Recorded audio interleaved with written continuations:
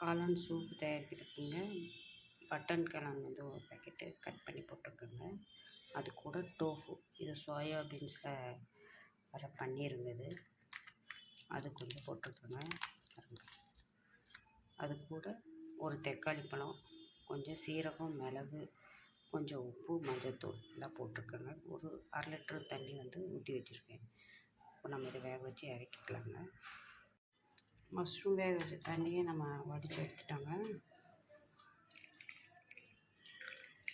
இந்த தண்ணி தான் வந்து கேன்சர் பேஷண்ட்டுகளுக்கு ஒரு 2-3 தடவை கொடுக்கணுங்க. வாரத்துக்கு 5 நாள் கொடுத்தாலும் ஓகேங்க, இல்லை ஒரு நாள் விட்டு ஒரு நாள் கொடுத்தாலும் ஓகேங்க. இப்போ இந்த வடித்தது போக மீதி இருக்க மஷ்ரூமை நம்ம ஃப்ரை பண்ணிக்கலாங்க. வானலியில் கொஞ்சம் எண்ணெய் ஊற்றி வச்சுருக்கோங்க.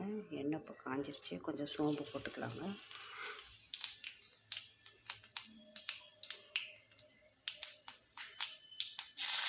இது பண்ணிட்டு வெங்காயம் போட்டுக்கலாங்க.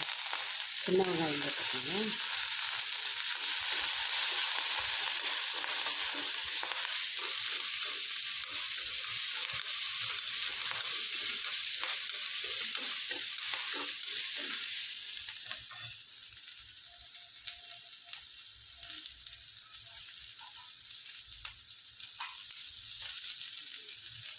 கொஞ்சமாக உப்பு போட்டுக்கலாங்க. வெங்காயம்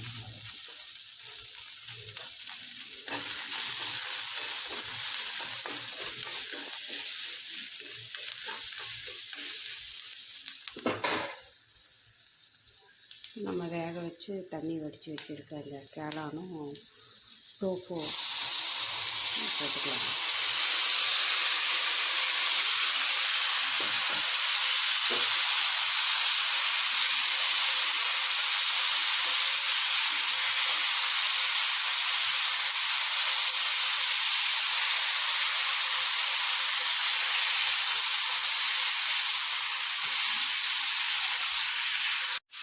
ஓரளவுக்கு வதங்கிடுச்சுங்க, ஈரப்பதம் இல்லை. இப்போ நம்ம மட்டன் மசாலா கொஞ்சம் போட்டுக்கலாங்க.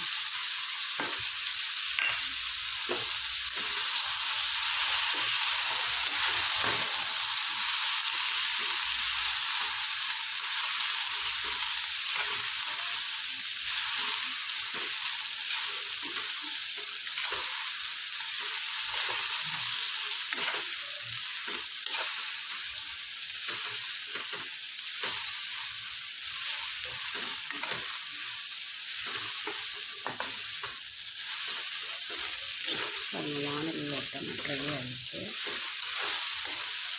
இதுலேயே கறிக்குழம்புக்கு அரைக்கிற மசாலாலாம் அரைச்சி வச்சுருந்தீங்கன்னா கறிக்குழம்பு நிறைய இருக்குங்க. இதுப்போ நம்ம ஃப்ரை பண்ணுறோம், வறுவல் பண்ணுறோம். அது நம்ம ஈரல் வறுவல் சாப்பிட்ற பீஃப்லாம் இருக்குங்க.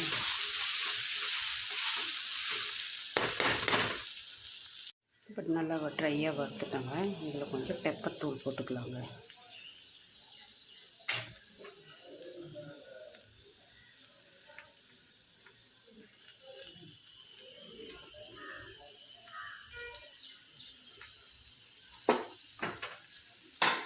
கூடவே கொஞ்சம் கொத்தமல்லி தலையை போட்டுக்கலாங்க.